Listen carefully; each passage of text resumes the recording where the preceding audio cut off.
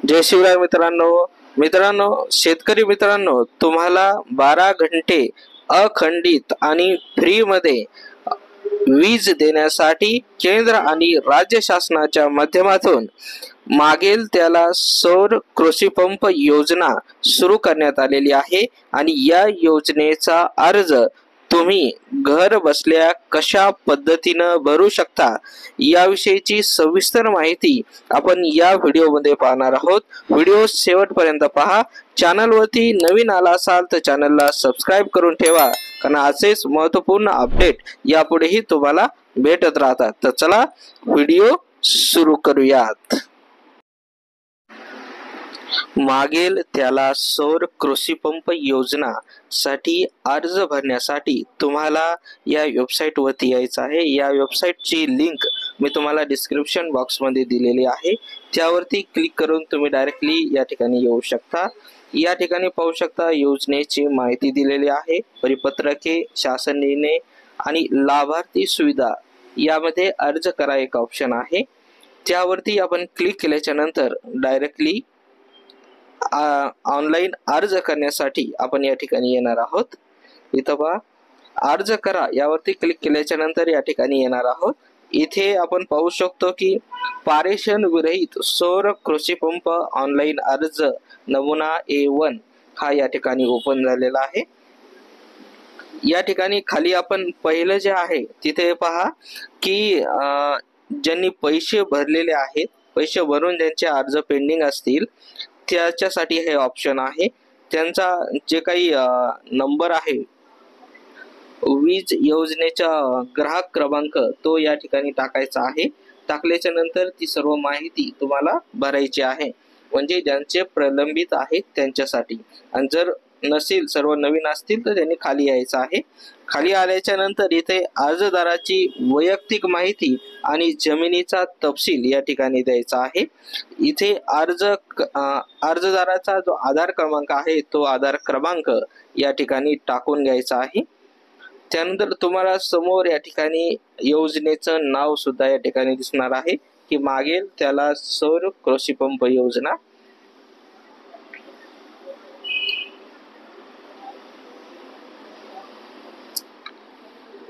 आधार क्रमांक या टाकल्याच्या नंतर इथे ओके करायचं आहे। ओके केल्याच्या नंतर सर्व ऑप्शन या ठिकाणी ऑन होणार आहेत। त्यानंतर इथे खाली आल्याच्या नंतर ज्या ठिकाणी तुमची शेती आहे त्या शेतात जो जिल्हा असेल तर जिल्हा या ठिकाणी सिलेक्ट करायचा आहे।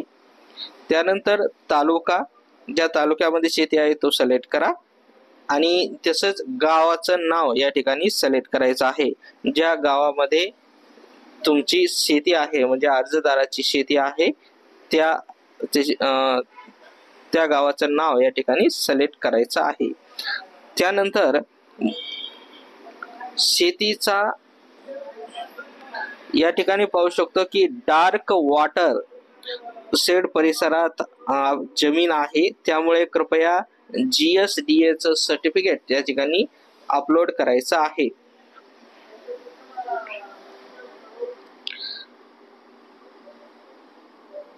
त्यानंतर पुढे तुम्हाला इथं शेतीचा जो काही गट नंबर आहे तो गट नंबर या ठिकाणी टाकून घ्यायचा आहे। गट नंबर टाकल्याच्या नंतर पुढे एक ऑप्शन आहे की गट क्रमांक ज्या लिस्ट मध्ये येईल तो लिस्ट त्या ठिकाणी सिलेक्ट करायची आहे।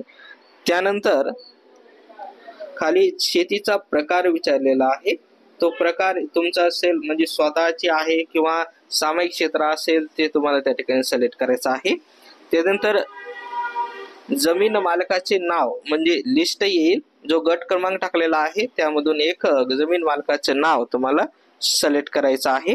त्याच्यानंतर अर्जदाराचे नाव असेल, अर्जदाराच्या वडिलांचे नाव असेल आणि अर्जदाराचे आडनाव असेल, हे तुम्हाला त्या ठिकाणी टाकून घ्यायचं आहे।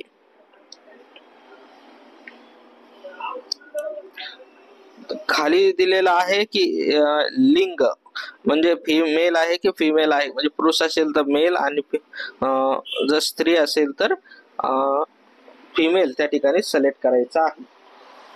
त्यानंतर जात वर्गवारी म्हणजे कास्ट तुमची SC आहे, ST आहे, OBC आहे की जनरल आहे जी असेल ती त्या ठिकाणी सिलेक्ट करायची आहे. जनरल असेल तर कास्ट सर्टिफिकेट देण्याची गरज नाही, पण इतर असेल तर तुम्हाला कास्ट सर्टिफिकेट त्या ठिकाणी द्यायचं आहे. त्यानंतर भ्रमणध्वनी क्रमांक म्हणजेच मोबाईल नंबर या ठिकाणी टाकायचा आहे. आणि पुढे ईमेल आय डी दिलेला आहे. जर तुमच्याकडे असेल तर तुम्ही त्या ठिकाणी टाकू शकता, नसेल तर सोडून द्या, कंपल्सरी नाही.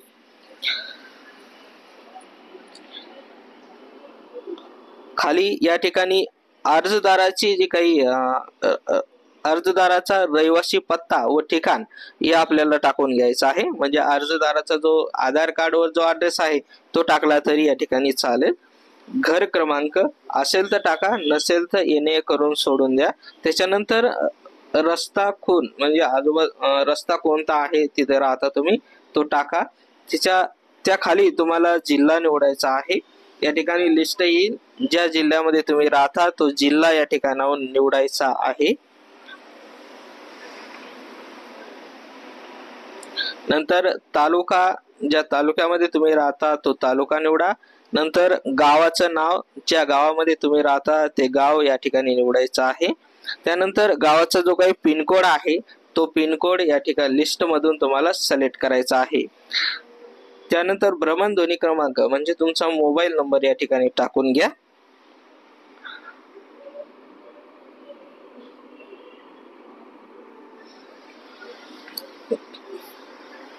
त्यानंतर तुम्हाला पॅन कार्ड विचारलं जाईल, असेल तर टाका, नसेल तर सोडून द्या, कंपल्सरी नाहीये. त्याच्यानंतर खाली जलस्रोत आणि सिंचनाची माहिती तुम्हाला या ठिकाणी द्यायची आहे. जलस्रोत प्रकार कोणता आहे, म्हणजे विहीर आहे, बोरवेल आहे किंवा शेततळ आहे, ते योग्य या ठिकाणी सिलेक्ट करायचं आहे. आणि लक्षात ठेवायचं की तुम्ही जे सिलेक्ट करणार आहात त्याची तुमच्या 7 बाऱ्यावरती नोंद असणं गरजेचं आहे.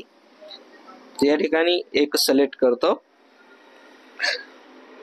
त्यानंतर सिंचनाचा प्रकार मायक्रो आहे, ओपन आहे की पाईपद्वारे आहे तो या ठिकाणी सिलेक्ट करा, जे असेल तुमचा तो. त्यानंतर पाण्याची गुणवत्ता हार्ड आहे की सॉफ्ट आहे ती या लिस्ट मधून आपल्याला सिलेक्ट करायची आहे. जलस्रोत खोली फुटामध्ये, जर विहीर असेल तर ती किती फूट खोल आहे किंवा बोरवेल असेल तर बोर किती खोल आहे तो त्याची खोली आपल्याला या ठिकाणी टाकून घ्यायची आहे. त्यानंतर पावसाळी हंगामामध्ये किती पाणी राहतं तुमच्या विहिरीला किंवा बोरला किंवा उन्हाळ्यामध्ये ते तुम्हाला या ठिकाणी द्यायचे आहे, कंपल्सरी नाहीये, नसेल तर सोडून द्या.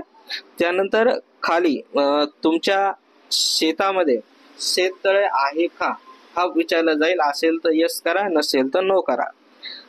आणि पुढे तुम्हाला विचारलं आहे की जे बोर आहे तो बोर तुमचा बोर असेल तर त्या बोराची रुंदी किती आहे ती रुंदी त्या ठिकाणी टाकायची आहे. माहित नसेल तर सोडून द्या, कंपल्सरी नाही.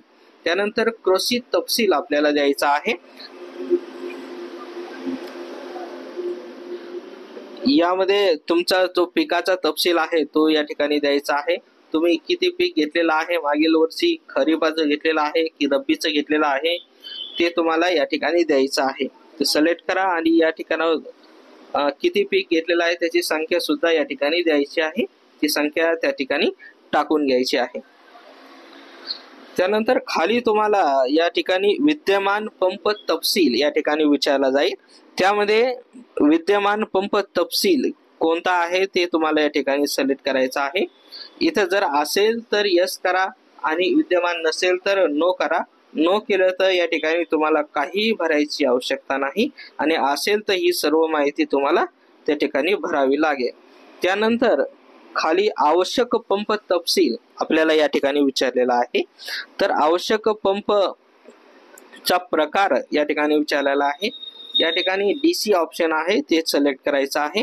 त्यानंतर आवश्यक पंप उपप्रकार कोणता आहे, सबमर्सिबल आहे की सरफेस आहे, म्हणजे जमीन पाण्यातला आहे की पाण्याच्या वरचा आहे.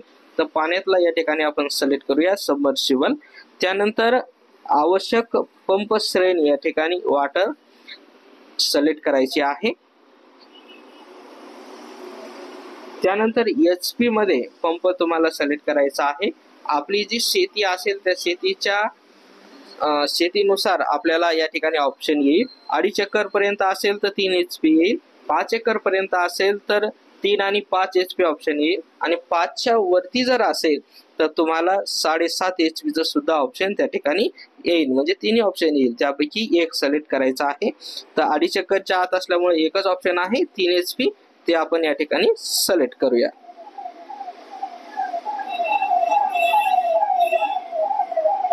त्यानंतर पाणी उपसा तुम्हाला किती लिटर मध्ये तिथं असेल तर, नसेल तर सोडून द्या, कंपल्सरी नाहीये. त्यानंतर आपल्याला बँक तपशील द्यायचा आहे. इथे बँक खाते क्रमांक या ठिकाणी आपल्याला द्यायचा आहे. खाते नंबर टाकायचा आहे. त्यानंतर खातेदाराचं नाव, बँकेचा IFSC कोड, बँकेचा IFSC कोड, बँक तपशील यावरती आपण जर क्लिक केलं तर बँकेचं नाव आणि बँकेची शाखा आहे ती ऑटोमॅटिकली या ठिकाणी येणार आहे. त्यानंतर बँकेचा मायकर कोड आपल्याला टाकायचा आहे आणि बँक कोणत्या सिटीमध्ये आहे किंवा गावामध्ये आहे त्याचा तपशील आपल्याला द्यायचा आहे. त्यानंतर हे जे काही टर्म आणि कंडिशन आहे ते सर्व काही आपल्याला व्यवस्थित वाचून घ्यायचे आहेत. त्यानंतर खाली तुम्हाला 3 बॉक्स दिसतील, ते कंडिशन त्या ठिकाणी आपल्याला तिन्हीवरती टिक करायची आहे.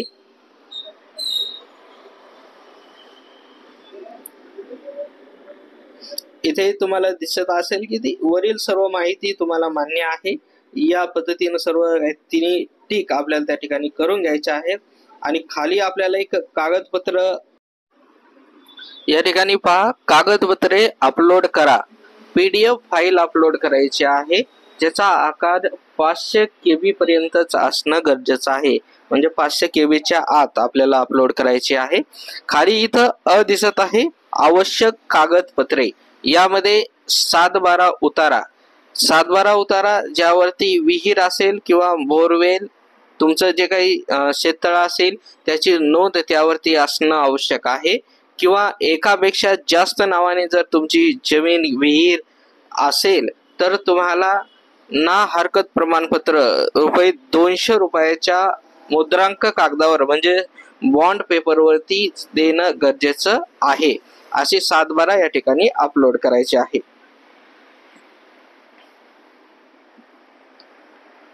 या ठिकाणी 7/12 आपण हे केलेले आहे. त्यानंतर आधार कार्डची प्रत, म्हणजे ज्यांचं शेती नावावर आहे त्यांचे आधार कार्ड या ठिकाणी अपलोड करायचं आहे.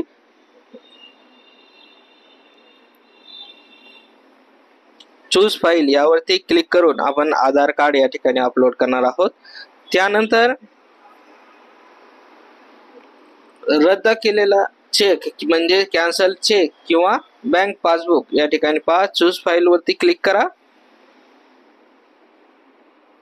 प्रॉपर जी फाईल आहे ती फाईल या ठिकाणी सिलेक्ट करा आणि ओपन वरती क्लिक करा. फाईल या ठिकाणी येऊन जाईल. ठीक आहे, या पद्धतीनं. आणि खाली पासपोर्ट साईज फोटो हा सुद्धा तुम्हाला PDF स्वरूपामध्ये द्यायचा आहे. चूज फाईल वरती क्लिक करा. या ठिकाणी आपण सिलेक्ट करणार आहोत.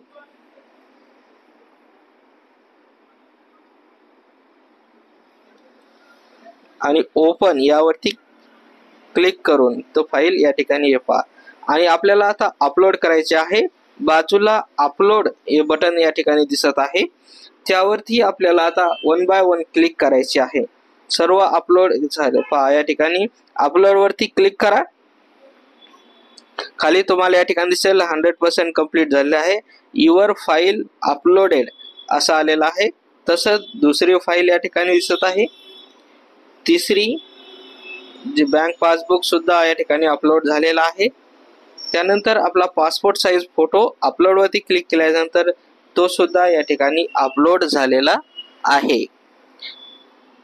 सर्व डॉक्युमेंट्स अपलोड केल्याच्या नंतर सर्व फॉर्म एकदा पाहून घ्या. व्यवस्थित भरलेला असेल तर खाली सगळ्यात खाली यायचं आहे. आपल्याला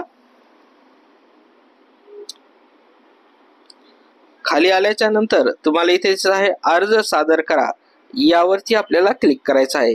क्लिक केल्याच्या नंतर इथं पहा, इथं तुम्हाला दिसत आहे की रिफ्रेश करू नका, कुठलं F5 बटन दाबू नका असं या ठिकाणी आहे. ओके करायचं आहे.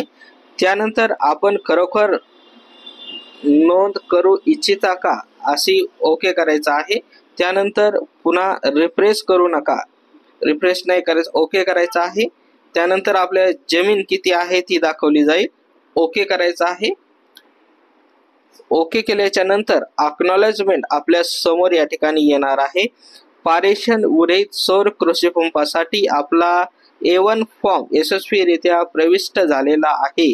कृपया भविष्यातील संदर्भ हेतूसाठी खाली दिलेला तुमचा लाभार्थी क्रमांक नोंद करून ठेवा असे या ठिकाणी आहे. लाभार्थी क्रमांक आहे, लाभार्थ्याचं नाव या ठिकाणी दिसत आहे, आधार क्रमांक सुद्धा या ठिकाणी आहे, भ्रमणध्वनी क्रमांक म्हणजे मोबाईल नंबर्स आणि अर्जाची दिनांक या ठिकाणी आपल्याला दिसत आहे. या पद्धतीनं आपला अर्ज तुम्हाला भरायचा आहे. त्या अर्जाची प्रिंट काढा, प्रिंट वरती क्लिक करा किंवा आपण या ठिकाणी PDF वरती सेव्ह करून ठेवू शकतो. PDF मध्ये सेव्ह करून ठेवा.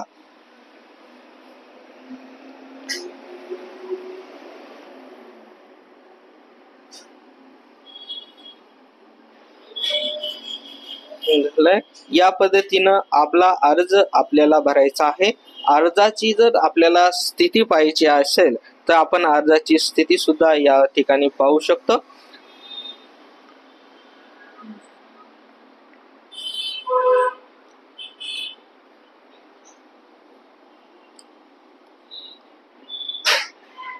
इथे आपण या वेबसाईट वरती आपण परत आलेलो आहोत. लाभार्थी सुविधा या ठिकाणी अर्जाची स्थिती आहे, त्यावरती क्लिक करणार आहोत. क्लिक केल्याच्या नंतर इथे आपला अर्ज क्रमांक आपल्याला टाकायचा आहे. अर्ज क्रमांक टाकून शोधा यावरती आपल्याला क्लिक करायचं आहे. क्लिक केल्याच्या नंतर आपल्याला आपली अर्जाची स्थिती या ठिकाणी दिसणार आहे. तर ही महत्त्वपूर्ण माहिती होती. शेतकरी मित्रांना नक्की शेअर करा. महत्त्वपूर्ण अशी माहिती आहे. चॅनलवरती नवीन आला असाल तर चॅनलला सबस्क्राईब करून ठेवा, कारण यापुढेही तुम्हाला अशी महत्त्वपूर्ण माहिती भेटत राहणार आहे. तर चला, व्हिडिओ पाहिल्याबद्दल खूप खूप धन्यवाद. जय हिंद, जय महाराष्ट्र.